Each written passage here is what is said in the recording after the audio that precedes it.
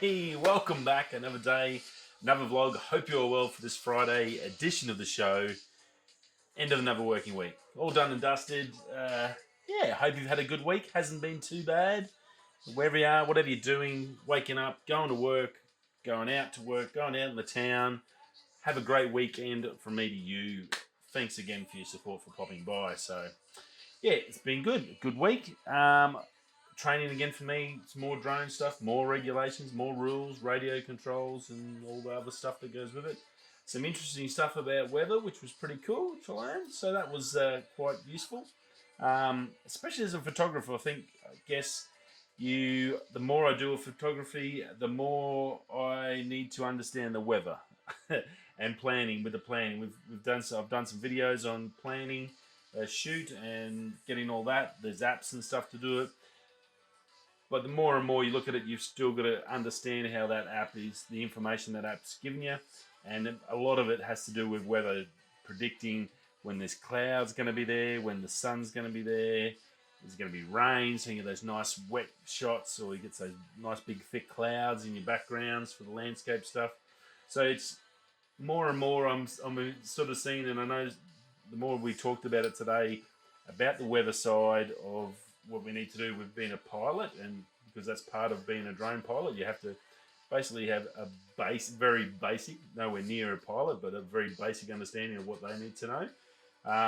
And weather is part of that. They have to plan for the weather, the pitfalls, the dangers, and all that sort of stuff you have to be aware of. So it's sort of good, and it's good to get that knowledge, and then I can take that and then use that again to help me plan for a shoot. So very cool. Still rained all day, a little bit slowed off this afternoon. Hopefully it picks up tonight and gets more wet. We've got a fair bit of rain this morning. Not the 10 inches I was hoping. Maybe probably 10 to 20 mil today, I guess.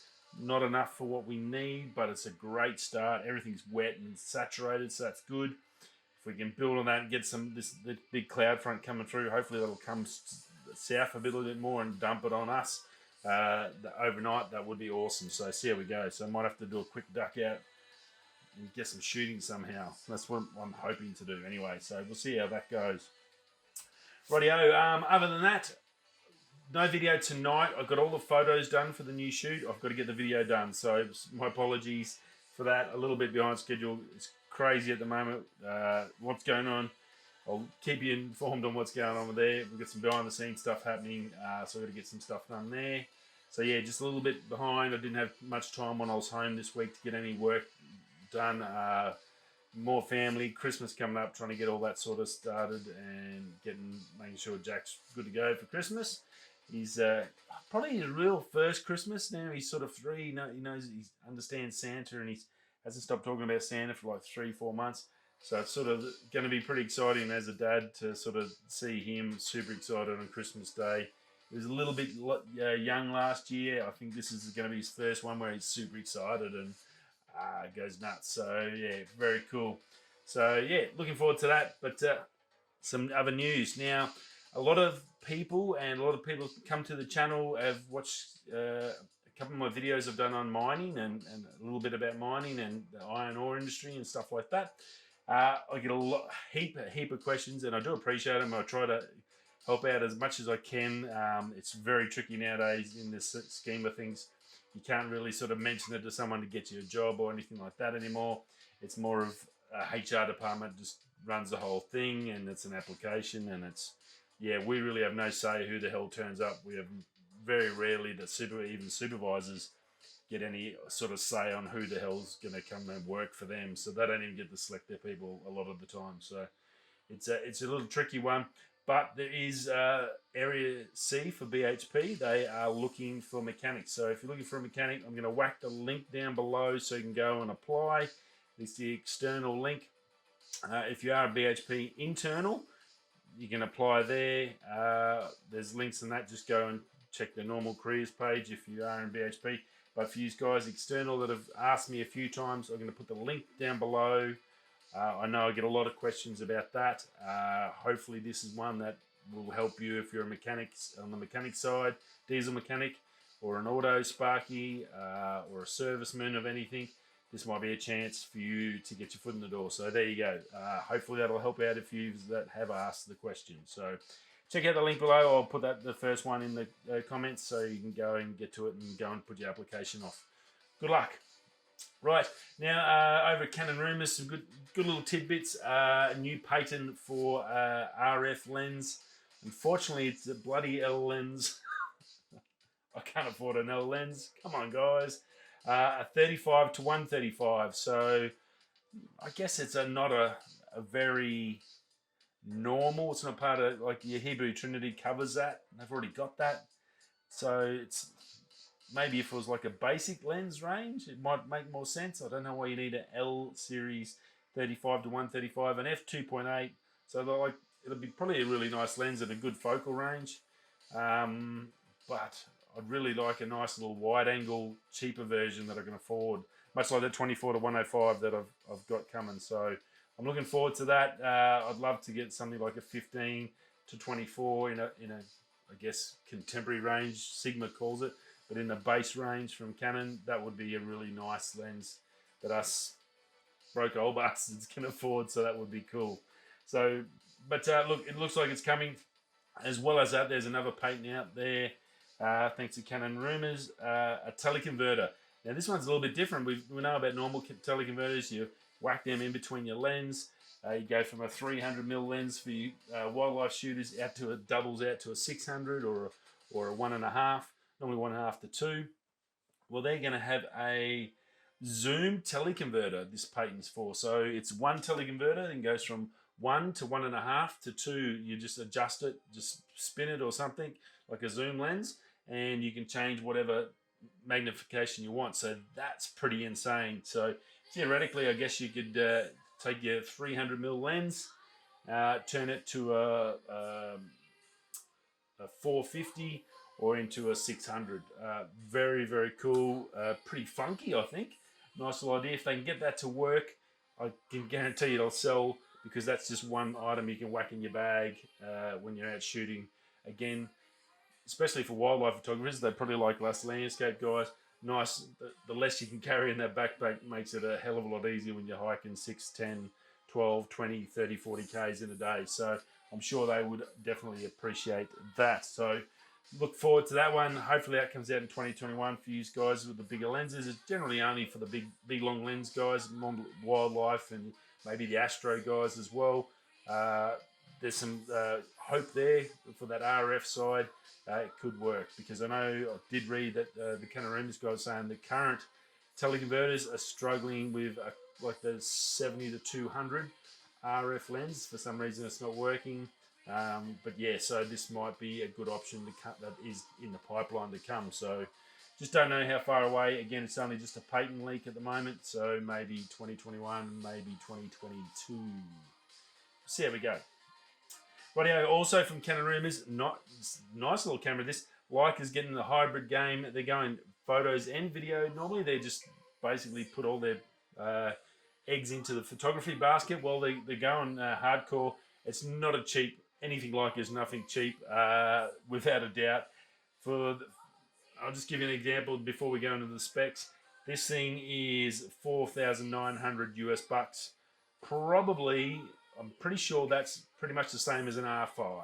So an R5, 8K video, photography, 45 megapixel sensor. So like an amazing hybrid camera. Well, this is going up now. This is Leica's to go up again. It's more compact. It has the Leica build quality for sure. Definitely that. It's called the SL2-S Hybrid Mirrorless camera. It's a 24 megapixel CMOS camera. It will do, though, 25 frames per second shooting continuous, full resolution. So that's pretty cool for the photography side. That's, I think the 1DX Mark III is 20 megapixels on electronic. So that's pretty wild. Doesn't say if it's mechanical or electronic. I'm assuming that's going to be electronic to get those speeds up. So 25 is ridiculously fast. So for a compact camera, and it basically, it looks like a Leica. A little bit thicker body. The handle looks a little bit thicker in there. You'll see it on the thumbnail. But yeah, that sounds as a camera itself sounds really, really cool. Now they're also saying the video on it's going to be pretty cool. 10-bit color. That's pretty much going to be the new norm. 2021 going on. I think everything's going 10-bit. If you're not 10-bit, it's sort of bit of old technology now. 4K and Cine 4K. So no 6K, 8K. And I think that's probably still fine. But for the money, I would have thought maybe some better frame rates. Now this is no record limit on those 4Ks. So I'm sure that's going to be a fantastic picture. Nothing about any slow-mo or high speed like 240 frames or 400 frames a second or anything like that. I don't think Leica's really into that sort of a game.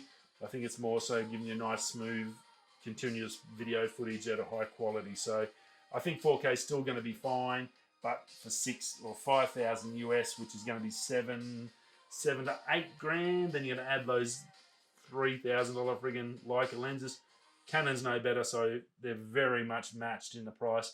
But you do have to, basically, that's the one you have to consider. You're going up against an R5 versus this SLS2. Look, the Leica guys, the doctors, the lawyers, the dentists, they're all going to be into this thing. They're the guys that have got that spare change for 5 grand. But look, it looks really nice. It's a really neat looking camera. They do a great job. It should work really well. But yeah, it's a lot of coin. But that 25 frames a second is pretty sensational. It's like sports camera sort of stuff. So, and a little compact camera, very, very cool. So go check that one out. If you are a Leica fan, this could be the one great travel camera. Definitely one camera fits all. So very cool. Now some Google updates from the Google Pixel 5. There's stuff like the adaptive sound, hold for me, and battery saver. That's going to be now, they just released an update where that's going to be go back. I think it'll go back to the Google Pixel 3 and upwards. So some nice little features. That hold for me feature's been a little bit of fun, and I think everyone's enjoying that. So very cool. So if you are running Google, get that update. You've got a few things now. The adaptive sound, I don't think they said was, Lou didn't say it was in the Google Pixel 5 from Lou later. Sorry, just thanks Lou. But pretty interesting. That hold for me ones are pretty cool. Basically, you could just go on and just say hold for me.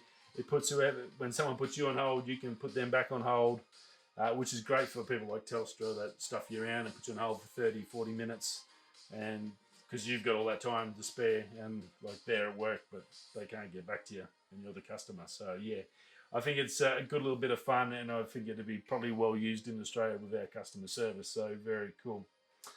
Now that's now available. So if you are running the Google Pixel range, go for your updates. You'll get all those features and get some more information on them. So very cool. Now some sort of sad news. Look, we all heard the great news about the COVID-19 vaccine. The guys from Britain smashing it out. We talked about, I think last week I talked about how waiting till March probably wasn't a bad thing for us. Well, that vaccine's hit a bit of a brick wall and got dumped like hotcakes. It was just crazy. I did watch some news this afternoon. Basically, it was bringing up a false positive for HIV. Sort of straight away you go, oh my God, it was a little bit funny. Sort of like, oh my God, it's what? What's it doing? HIV. It's sort of just hearing that linked into one thing. Well, okay, righto, that's a bit of a laugh. So it's telling you, okay, yep, righto. The boss of the company that was making it come out and said, look, it's still fine. We can still go and develop it, but there's 3 or 4 other drugs that are fine that aren't going to bring up this false positive. So instead of us, I guess, wasting our time and having to work through that, we're just going to shelve it and then go from there. So everyone that was buying that dumped it, which is crazy. Well, not I guess it's not crazy. There's 3 or 4 other options coming, so it's not like there's no vaccine. There's just probably easier options to deal with. Now, he did say that the false positive would realistically only affect 5% of Australia's population due to the fact that it's only guys going to get HIV tests that are going to be affected. So it was a little bit weird in that regards. Now, last but not least, before the end of the weekend, the Mac one, that MacBook Air is going bananas. Look, if you're after a laptop, get the base model the same, the benchmarks and everything on par with the MacBook Pro and everything else. It is a bargain, performance and everything. It does have a few software limitations, But if you're after just a general computer to do Apple stuff, then the Mac Air is a pièce de résistance, and they've done really well and is the best one. You don't need any of the extras. It does enough just at the base at that $9.99 US entry point. So very, very cool. Great to see us getting a little bit of something back from Apple for a change. You can go spend the money you saved on those headphones. And that's about it for the weekend. Friday, I will hopefully get a video out for you over the weekend. Stay safe. Wherever you're coming, going, I'll see you Monday. Peace.